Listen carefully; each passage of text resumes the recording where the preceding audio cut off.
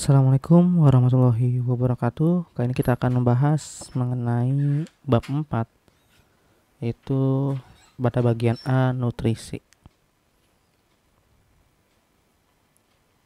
Sebelum itu kita harus tahu terlebih dahulu apa sih makanan. Jadi makanan merupakan sumber energi utama bagi makhluk hidup. Tanpa makanan yang masuk ke dalam tubuh, manusia dapat mati karena tidak punya energi untuk bertahan hidup. Ya, mulai dari hewan, tumbuhan, dan bahkan manusia itu membutuhkan makanan yang nantinya itu akan berguna untuk kita mempunyai energi menjalani aktivitas kita seperti itu. Nah, selanjutnya kegiatan atau aktivitas sehari-hari itu selalu membutuhkan makanan yang bergizi untuk menghasilkan energi. Nah, di makanan itu terdapat juga nutrisi yang berperan dalam memberikan energi dan bahan untuk perkembangan, pertumbuhan, dan juga perbaikan sel tubuh. Nah, seperti itu ya. Jadi kalau misalkan kalian, apalagi khususnya yang muda, itu perlu energi yang sangat banyak untuk berpikir, untuk bergerak. Bandingkan ya dengan orang yang diam dan orang yang sering berolahraga. Tentunya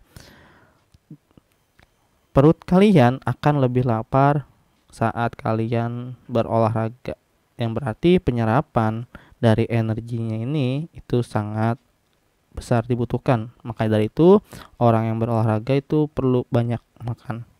Oke. Apa sih energi dan fungsinya? Nah, fungsinya adalah untuk mempertahankan suhu tubuh normal, yaitu sekitar 37 derajat Celcius. Ini tentu aja ya, di dalam tubuh kita itu ada pembakaran, yang dimana pengolahannya itu dari makanan diolah lalu bisa menjadi energi. Seperti ya, kalau kita melihat energi dari kereta uap, yang dimana dia butuh makanan yaitu batu bara, lalu dihasilkanlah api untuk supaya dia bergerak, yang itu sebutnya energi ya. Suhunya ya, suhu kereta kan panas ya untuk bergerak, begitu juga dengan suhu manusia yang normalnya itu 30 derajat Celcius. Selanjutnya adalah jumlah energi untuk aktivitas. Biasanya ini satuannya adalah kalori ya, jumlah energi untuk aktivitas. Kalori ya, untuk satu satuan kalori atau disingkat dengan kal, menunjukkan jumlah energi yang dibutuhkan menaikkan suhu 1 gram air sebesar 1 derajat Celcius. Jadi makanan itu ya, itu bisa menaikkan suhu kita ataupun menurunkan suhu kita. Contohnya nih, kita lihat lagi nih. Satuannya 1 kilokalori atau KKL itu sama dengan 1000 kalori. Nah, jika 1 kilokalori itu sama dengan 4200 joule. Ini adalah satuan dari energi. Kita lanjut lagi. Makanan. Nah, ini makanan ya. Makanan seperti nasi, roti, pisang itu tentu aja banyak kalorinya untuk memperkuat atau menghasilkan energi pada tubuh kita. Mengapa sih makanya orang Indonesia tuh selalu belum makan kalau belum ada nasi ya, itu untuk memperkuat daya tahan tubuh. Mungkin setiap orang juga berbeda-beda ya membutuhkan kalorinya. Seperti anak kecil sama orang dewasa, tentu aja kan anak kecil membutuhkan kalori yang lebih dikit karena daya geraknya itu masih sedikit bandingkan dengan orang binaragawan. Tentu aja ya dia membutuhkan kalori yang cukup. Seperti itu.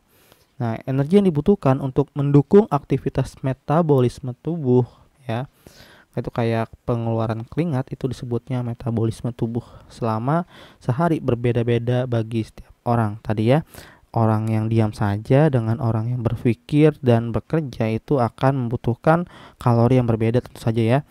orang yang diam itu membutuhkan kalori yang sangat sedikit, sedangkan orang yang banyak bekerja, apalagi khususnya menggunakan fisik, itu lebih banyak kalorinya. Seperti itu. Nah, kita lanjut lagi. Faktor apa saja sih yang mempengaruhi kebutuhan energi seseorang?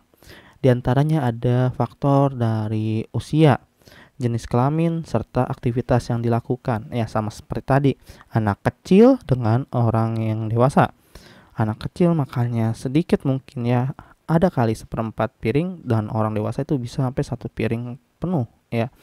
Jenis kelamin, nah ini jenis kelamin juga mempengaruhi. Biasanya perempuan cenderung lebih sedikit ya, dan sedangkan laki-laki cenderung lebih banyak, seperti itu. Aktivitas yang dilakukan seperti apa Pak maksudnya? Nah, aktivitas yang dilakukan ya tadi ya, orang yang diam dengan orang yang belajar dan orang yang beraktivitas, itu lebih banyak orang yang belajar dan beraktivitas energinya. Seperti itu. Makanya ini adalah kebutuhan energi tentu aja ya, usia, jenis kelamin, aktivitas yang dilakukan.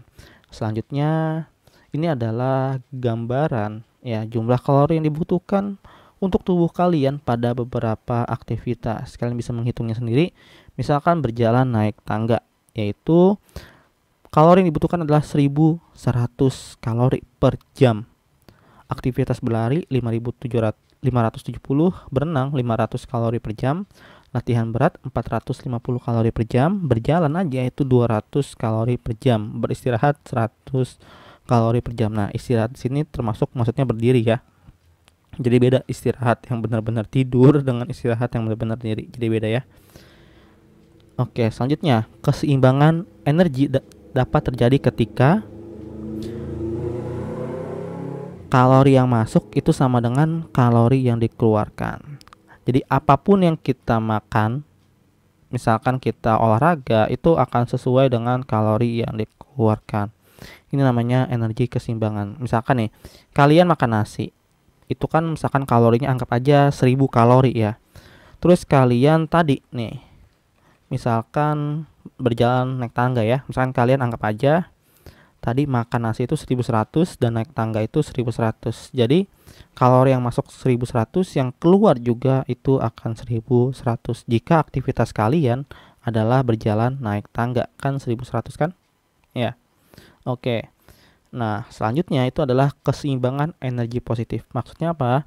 Jadi kalori yang masuk itu lebih besar daripada kalori yang dikeluarkan. Maksudnya, misalkan kalian tadi makan nasi 1100, tetapi kalian berenang. Berenang itu membutuhkan kalori ya, membutuhkan kalori 500. Berarti kan otomatis makanan kalian yang 1100 ini akan lebih besar daripada kalori yang dikeluarkan untuk aktivitas berenang selama 1 jam ya kan.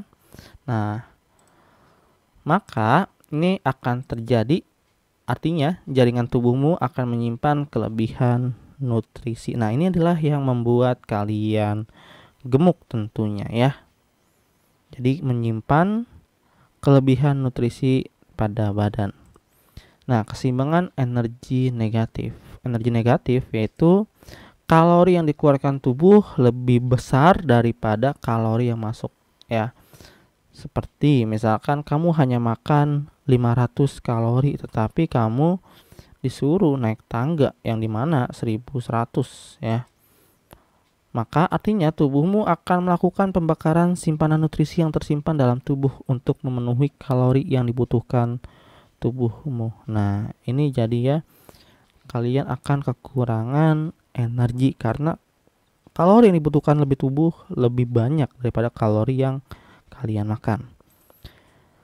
Kenaikan berat badan dapat terjadi jika sekitar 3.500 kalori disimpan dalam bentuk lemak pada jaringan tubuh. Nah, ini yang membuat kalian gemuk ya. Kalau disimpan di jaringan dalam tubuh dalam bentuk lemak. Selanjutnya, rekomendasi kalori. Nah, ini untuk perempuan ada umurnya ya, kalian bisa baca. Untuk laki-laki itu dari 9 sampai 13 dan laki-laki 14 sampai 18 tahun. Ini yang harus kalian perhatikan di umur-umur kalian ya. Oke. Dan ini pun ada tingkatan aktivitas. Ternyata kalau misalkan Bapak itu kan guru ya, tingkatan aktivitasnya sedang. Kenapa sedang? Karena ya Bapak menggunakan otak. Otak itu walaupun kelihatannya geraknya sedikit tetapi membutuhkan energi yang cukup banyak menguras ya. Kalau buruh jelas-jelas itu fisik ya, pekerja bangunan, buruh, olahragawan ini menyita fisik, jadi otak itu lebih sedikit membutuhkan energi kalorinya dibandingkan dengan olahraga fisik ya, seperti itu. Nah, ini adalah daftar menu makanan perkiraan energi. Ada jika subtoma, tapi ini nggak dijelaskan ya berapa gramnya. Seharusnya dijelaskan berapa gramnya untuk kita tahu. Mangkok ini bisa aja mangkok kalian sama mangkok bapak kan lebih besar mangkok bapak misalkan gitu ya.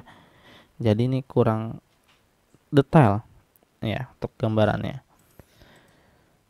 Oke, kita lanjut lagi. Ini pun sama, ayam gorengnya tidak dijelaskan berapa kilo ya. Kalau satu potong, potongannya apa nih? Potongan full potong atau bukan ya? Tapi nggak apa-apa, ini buat gambaran kalian saja ya. Ini masih bisa berfungsi mungkin ya. Oke, mungkin cukup sekian pembahasan nutrisi kali ini. Dan nanti kita akan lanjut lagi ke pembahasan berikutnya. Assalamualaikum warahmatullahi wabarakatuh.